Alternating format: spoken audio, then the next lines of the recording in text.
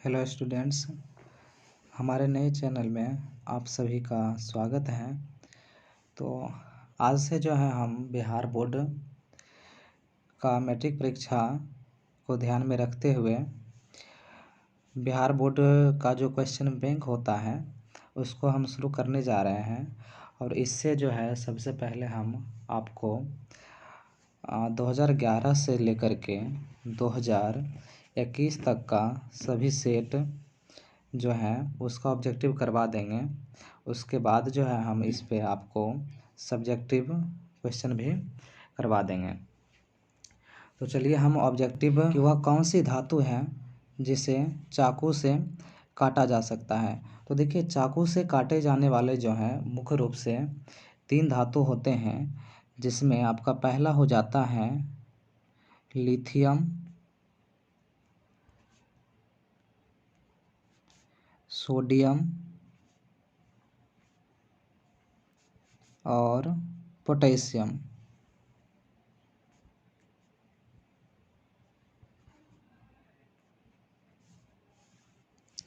तो 3 धातु होते हैं जिसे हम चाकू से काट सकते हैं, जिसमें आपका सबसे ज़्यादा फेमस जो धातु है वो सोडियम होता है, जिसे हम चाकू से काट सकते हैं। और सोडियम एक ऐसा धातु है जिसे हम लोग केरोसिन तेल में भी डुबा करके रखते हैं। तो ये आपके पहले सवाल का जवाब हो जाता है। और स्टूडेंट्स ध्यान में रखिएगा, इसमें जो है हम आपको जो भी सवाल बताएंगे तो उसके बारे में हम आपको फुल डिटेल्स से भी देते जाएंगे। तो आप वीडियो को ध्यानपूर्वक देखेंगे और समझते जाएंगे। तो चलिए हम अगला सवाल लेते हैं।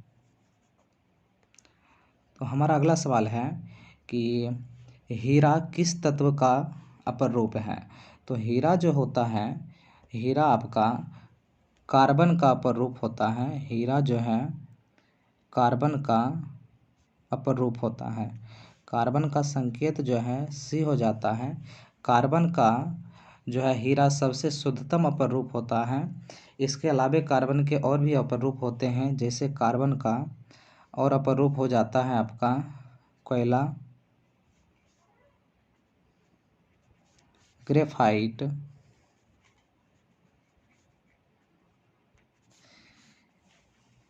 इसके अलावे भी होते हैं, जैसे आपका हो जाता है, एक हो जाता है बकमिस्टन फुल्लेरीन। तो ये भी जो है सो कार्बन के ही अपर रूप हैं, जिसमें सबसे शुद्धतम जो अपर रूप होता है वो हीरा होता है। चलिए हम अगले सवाल पे चलते हैं। आपका अगला सवाल है कि आवर्त सारणी के प्रथम वर्ग के एक तत्व का नाम लिखिए। जो प्रथम वर्ग है उस प्रथम वर्ग का जो सबसे पहला तत्व होता है वो हाइड्रोजन होता है, जिसका संकेत होता है H2। हाइड्रोजन गैस है, ठीक है। और साथ ही साथ इसका जवाब हो जाएगा आपका हाइड्रोजन गैस। साथ ही साथ आप याद रखिएगा कि आवर्त सारणी के जो पहले वर्ग होते हैं उसे हम लोग क्षारीय धातु के नाम से भी जानते हैं। उसे हम लोग क्या कहते हैं? क्षारीय धातु भी कहते हैं। चलिए अगले सवाल की तरफ हम लोग चलते हैं। आपका 4 नंबर का सवाल है, निम्नलिखित समीकरण को संतुलित करें। तो इसको संतुलित करने के लिए हम क्या करते हैं, बाएं तरफ और दाएं तरफ सभी तत्व के परमाणुओं की संख्या को बराबर करते हैं। तो बाएं तरफ हम देखते हैं कि Fe जो है, Fe के परमाणु की संख्या 2 है, और इस तरफ भी जो है सो परमाणु की संख्या Fe के परमाणु की संख्या 2 है। तो ये तो बराबर हैं। और ऑक्सीजन जो है, ऑक्सीजन के परमाणु की संख्या बाएं तरफ 3 है और दाएं तरफ 3 और 3 9 हो जाते हैं। तो इस तरफ भी हमें क्या करना है, 9 पुराना है। तो 9 पुराने के लिए इसमें हम क्या करेंगे, 3 से मल्टीप्लाई कर देंगे। इसमें हम 3 से क्या करेंगे, मल्टीप्लाई कर देंगे। तो यहाँ पे ऑक्सीजन की परमाणु संख्या 9 हो जाती है, लेकिन Fe जो है इसके परमाणु की संख्या 3 दूना 6 हो जाता है।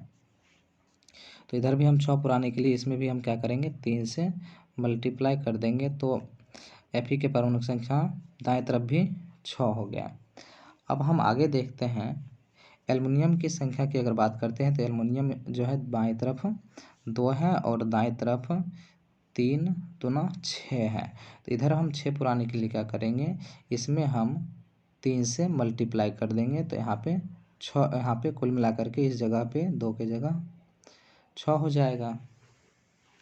अब हम देखते हैं कि सभी तत्वों के परमाणु की संख्या बराबर है या नहीं। तो बाएं तरफ आपको जो है लोहा के परमाणु की संख्या हो जाती है 6 और दाएं तरफ भी आपका 6 है, तो कुल मिलाकर के बराबर है। ऑक्सीजन के परमाणु की संख्या हो जाती है 9 और दाएं तरफ भी हो जाता है 9, तो ये भी आपका बराबर हो गया। और एल्युमिनियम जो है बाएं तरफ हो जाता है आपको 6, यहाँ पे आपको 2 काउंट नहीं करना है, और इस तरफ भी जो है आपको दाएं तरफ भी एल्युमिनियम 6 मिल जाता है। तो कुल मिलाकर के ये समीकरण संतुलित हो चुका है। तो यहाँ पे आपको कुल मिला के देखा जाए, फिर से हम आपको लिख दें कि यहाँ पे आपको लगाना था 3, यहाँ पे लगाना था आपको 6, 2 को हटा देना है। यहाँ पे ऑलरेडी आपका 3 लगा हुआ ही है और यहाँ पे आपको लगाना था 3, और इस तरह से आपका जो समीकरण है ये संतुलित हो जाता है। चलिए हम अगले सवाल की तरफ चलते हैं।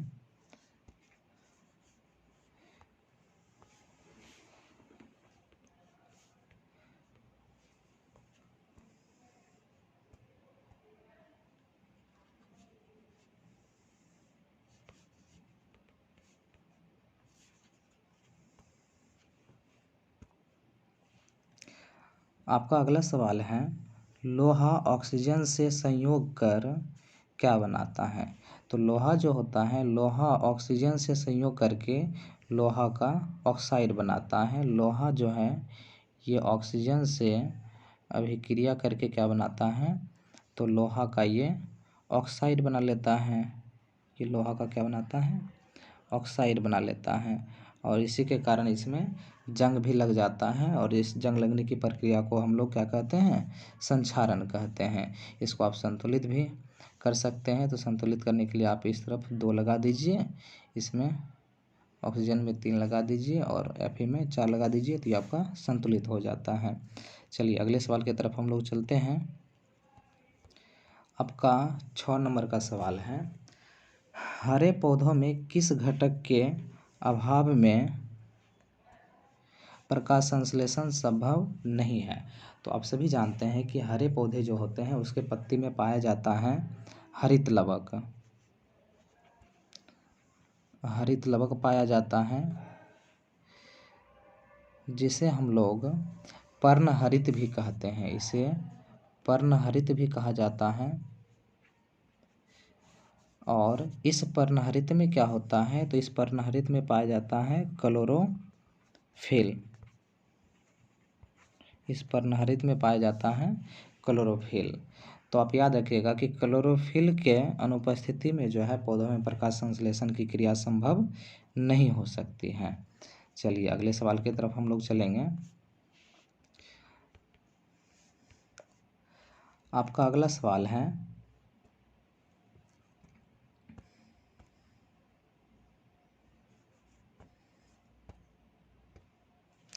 नेक्स्ट सवाल है आपका, 2 तंत्रिकाओं के मध्य खाली स्थान को क्या कहते हैं।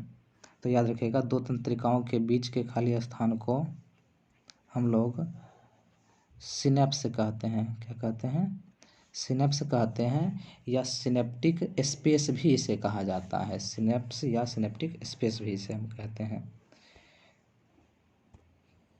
चलिए अब हम लोग चलते हैं अगले सवाल पे। आपका 8 नंबर का सवाल है, मनुष्य में चीनी के पाचन में कौन हार्मोन सहायक होता है। तो याद रखिएगा कि चीनी के पाचन में जो होता है, चीनी के पाचन में इंसुलिन नामक हार्मोन सहायक होता है। कौन सा हार्मोन, इंसुलिन नामक हार्मोन जो होता है वो सहायक होता है चीनी के पाचन में। और याद रखिएगा कि इंसुलिन की कमी से जो है मनुष्य में मधुमेह नामक रोग भी उत्पन्न होता है, और इसमें जो है चीनी की मात्रा शरीर में काफ़ी ज़्यादा बढ़ जाती है। चलिए नेक्स्ट सवाल हम लोग देखते हैं। आपका नेक्स्ट सवाल है, मनुष्य के कोशिका में गुणसूत्र की संख्या कितनी होती है। तो ये बहुत ही आसान सवाल है। मनुष्य के कोशिका जो होती है, मनुष्य के कोशिका में गुणसूत्र की संख्या होती है 46, या इसे आप 23 जोड़ा भी लिख सकते हैं। तो आप दोनों याद रखिएगा, 46 या 23 जोड़ा। चलिए अगला सवाल देखते हैं। आपका नेक्स्ट सवाल है, श्वसन कैसी रासायनिक क्रिया है? तो श्वसन के बारे में याद रखिएगा कि श्वसन एक रासायनिक क्रिया होती है, ठीक है। और इसके बारे में याद रखिएगा कि श्वसन की क्रिया में क्या होता है, तो ग्लूकोज जो होता है, ग्लूकोज का दहन होता है। तो ये एक प्रकार का दहन है, ठीक है।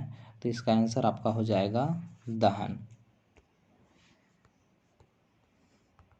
चलिए अगले सवाल की ओर हम लोग चलते हैं। आपका 11 नंबर का सवाल है कि ओम के नियम में किसका मान अचर रहता है?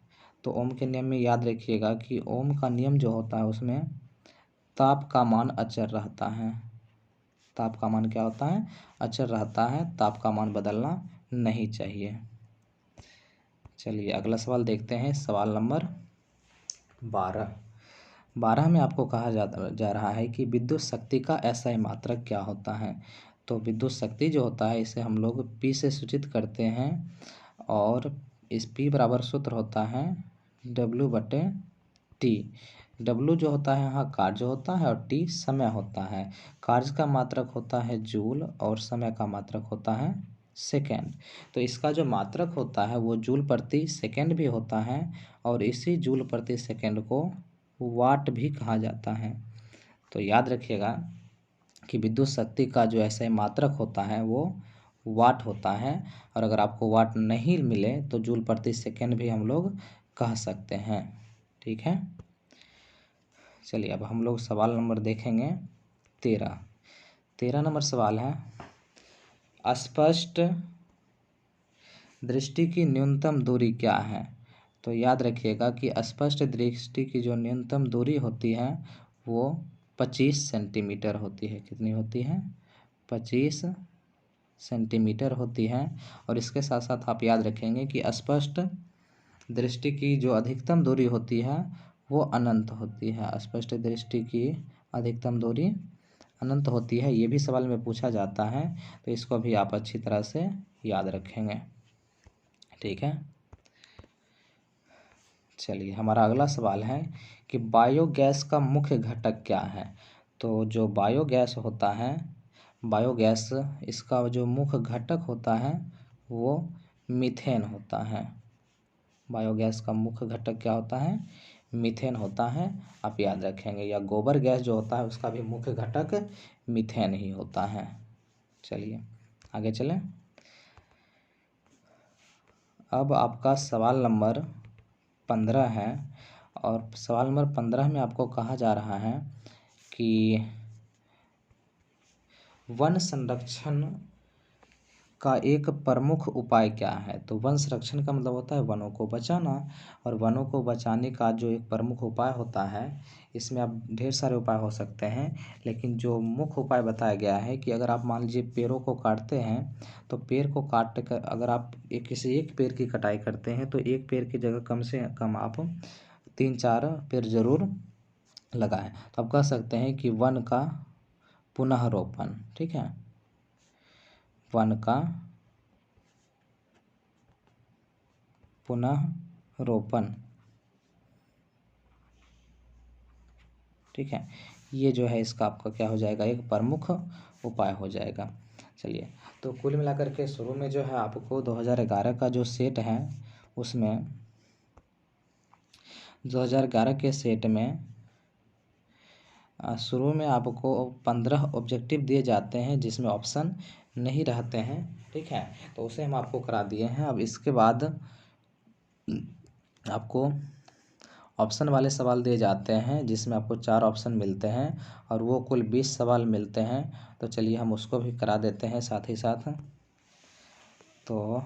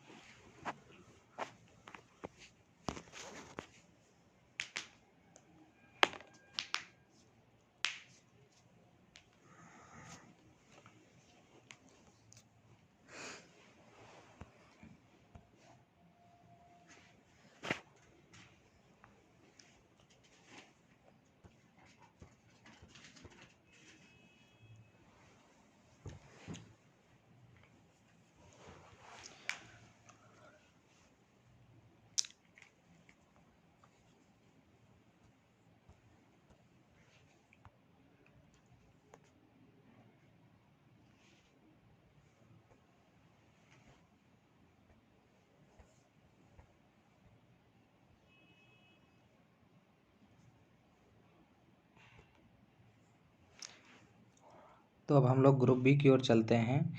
ग्रुप बी में कुल मिलाकर के आपको 20 प्रश्न दिए गए हैं और प्रत्येक प्रश्न में आपको 4 ऑप्शन दिया गया है। ठीक है, तो इसमें आपका पहला प्रश्न है कि हीलियम कैसा तत्व है। तो याद रखिएगा कि हीलियम जो होता है ये एक अक्रिय तत्व होता है। अक्रिय तत्व की कुल संख्या 6 होती है, जिसमें आपका आ जाता है हीलियम, नियोन, आर्गन, क्रिप्टन, जेनन और रेडन। तो ये कुल मिलाकर के 6 तत्व होते हैं जो अक्रिय होते हैं, या फिर ये जो होते हैं वायुमंडल में स्वतंत्र अवस्था में पाए जाते हैं और ये किसी से भी क्रिया नहीं करते हैं। चलिए हम लोग अगले सवाल की तरफ चलते हैं। आपका अगला सवाल है कि जल में हाइड्रोजन तथा ऑक्सीजन की परमाणुओं का अनुपात क्या होता है।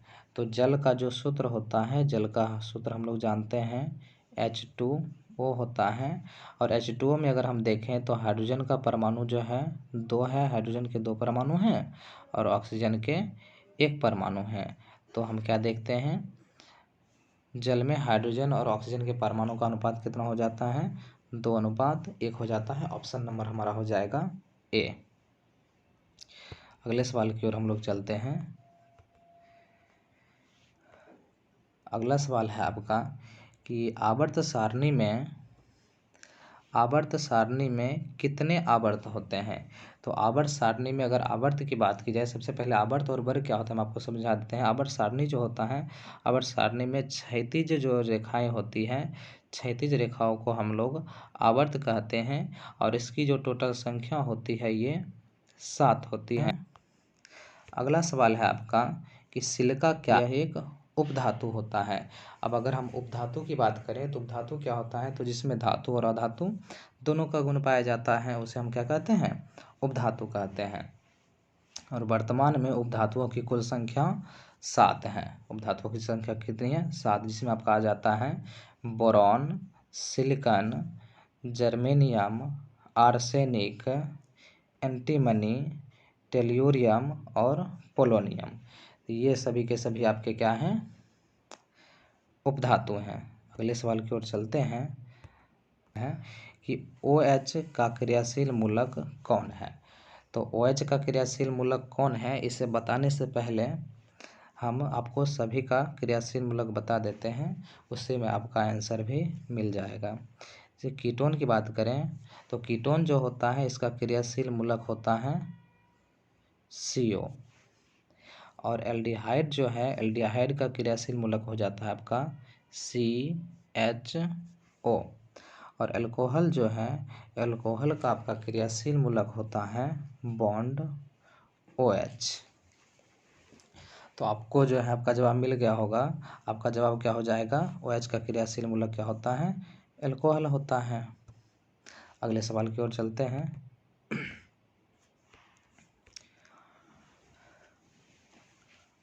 आपका नेक्स्ट सवाल है प्रकृति में ऑक्सीजन का संतुलन कैसे बना रहता है। तो प्रकृति में जो होता है, याद रखिएगा कि ऑक्सीजन का संतुलन जो है वो प्रकाश संश्लेषण की क्रिया के द्वारा ऑक्सीजन का संतुलन बना रहता है। प्रकृति में प्रकाश संश्लेषण की क्रिया के द्वारा ऑक्सीजन और कार्बन डाइऑक्साइड दोनों का संतुलन बना रखता है, ये भी आप याद रखेंगे। चलिए अगला सवाल हम देखते हैं। पौधों में श्वसन क्रिया के अंतर्गत ADP के टूटने से कितनी ऊर्जा मुक्त होती है। तो याद रखिएगा कि पौधों में श्वसन क्रिया के अंतर्गत ADP के टूटने से 30.5 किलो जूल प्रति मोल ऊर्जा मुक्त होती है। अगले सवाल की ओर चलते हैं। आपका सवाल नंबर 8 है कि मानव हृदय में कितने कोष्ठ होते हैं। मानव हृदय में कितने कोष्ठ होते हैं। कोष्ठ को हम लोग वेस्म भी बोलते हैं। कोष्ठ को क्या कहा जाता है, वेस्म भी बोला जाता है। तो याद करके 4 कोष्ठ होते हैं। मानव के हृदय में 4 कोष्ठ होते हैं, जिसमें 2 ऊपर होता है और 2 नीचे होता है। अगला सवाल है आपका, मानव हृदय का औसत प्रकुंचन दाब 120 mm Hg होता है। सिस्टोलिक प्रेशर और डायस्टोलिक प्रेशर का जो अनुपात होता है वो 120/80 होता है। इससे भी आप लोग याद रखेंगे। नेक्स्ट सवाल है आपका, पौधों में वाष्पोत्सर्जन किस भाग में होता है? तो याद रखिएगा कि पौधों में जो वाष्पोत्सर्जन होता है वो मुख्य रूप से पत्तियों में होता है। सवाल नंबर 11 का हम लोग देखते हैं। अगला सवाल है आपका कि कृत्रिम वृक्क किन अवशिष्ट उत्पादों को रुधिर से अपोहन द्वारा पृथक करता है? तो याद रखिएगा कि कृत्रिम वृक्क जो होता है वह नाइट्रोजन युक्त जितने भी पदार्थ होते हैं उसको अपोहन की क्रिया के द्वारा बाहर कर देता है। नाइट्रोजन युक्त जितने भी पदार्थ होते हैं, जैसे आपका हो जाता है यूरिया हो जाता है या अमोनिया होता है, इन सभी में क्या पाया जाता है? नाइट्रोजन पाया जाता है। और ये जो होते हैं अब हमारे शरीर के लिए हानिकारक होते हैं, इसलिए इसे शरीर बाहर कर देता है। चलिए अगला सवाल हम लोग देखते हैं। नेक्स्ट सवाल है आपका, ये हाइड्रा में प्रजनन किस विधि से होता है? तो याद रखेंगे कि हाइड्रा में जो होता है वह प्रजनन मुकुलन की क्रिया के द्वारा होता है, और मुकुलन जो है यह एक प्रकार का अलैंगिक जनन है। नेक्स्ट सवाल,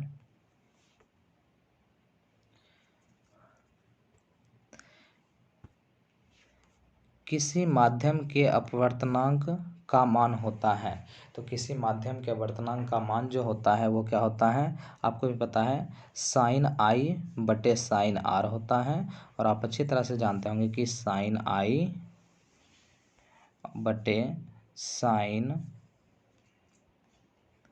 आर बराबर जो होता है वह एक नियतांक होता है। क्या होता है? एक नियतांक होता है, कांस्टेंट होता है। तो इसे आप याद रखेंगे। आपका अगला सवाल है,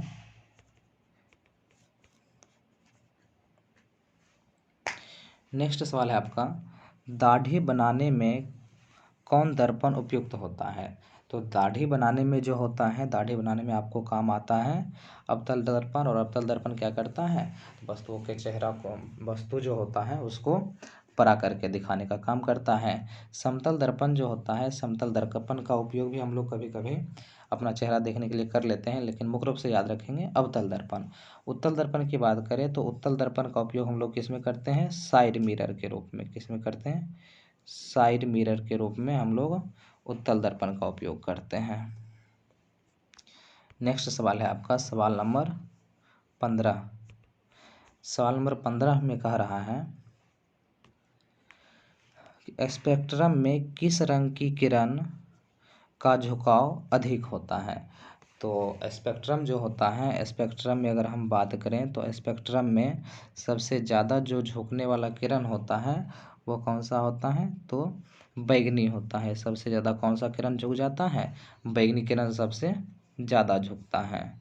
और अगर हम सबसे कम बात करें तो सबसे कम कौन सा किरण झुकता है? तो सबसे कम जो होता है वह लाल किरण झुकता है। तो आप याद रखेंगे, सबसे ज़्यादा कौन झुकता है? बैगनी।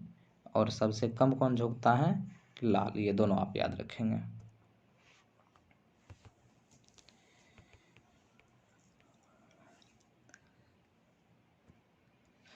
नेक्स्ट सवाल है आपका, विद्युत फ्यूज विद्युत धारा के किस प्रभाव पर कार्य करता है? तो विद्युत फ्यूज जो होता है वह विद्युत धारा के उष्मीय प्रभाव पर कार्य करता है। किस प्रभाव पर कार्य करता है? विद्युत धारा के उष्मीय प्रभाव पर कार्य करता है विद्युत फ्यूज। नेक्स्ट सवाल है आपका सवाल नंबर 17। सवाल नंबर 17 में आपको बताना है कि किसी कुंडली का प्रतिरोध ज्ञात करने के लिए सूत्र उपयोग होता है। तो प्रतिरोध बराबर सूत्र होता है, R बराबर फॉर्मूला होता है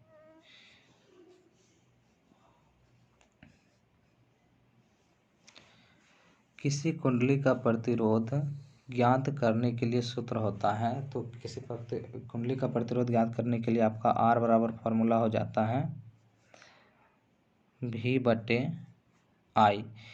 और यहाँ पे आपको ऑप्शन में जो है सो V/I नहीं दिया हुआ है, तो यहाँ पे आप आंसर लिख लेंगे। आपका आंसर हो जाएगा यहाँ पे ऑप्शन नंबर ई करके जो है आप लिख लेंगे। आपका जो है आंसर हो जाएगा R = V/I, आपका आंसर हो जाएगा। चलिए आगे चलते हैं हम लोग सवाल नंबर 18 की ओर हम लोग चलते हैं। इसमें आपको कहा जा रहा है कि डायनेमो से किस प्रकार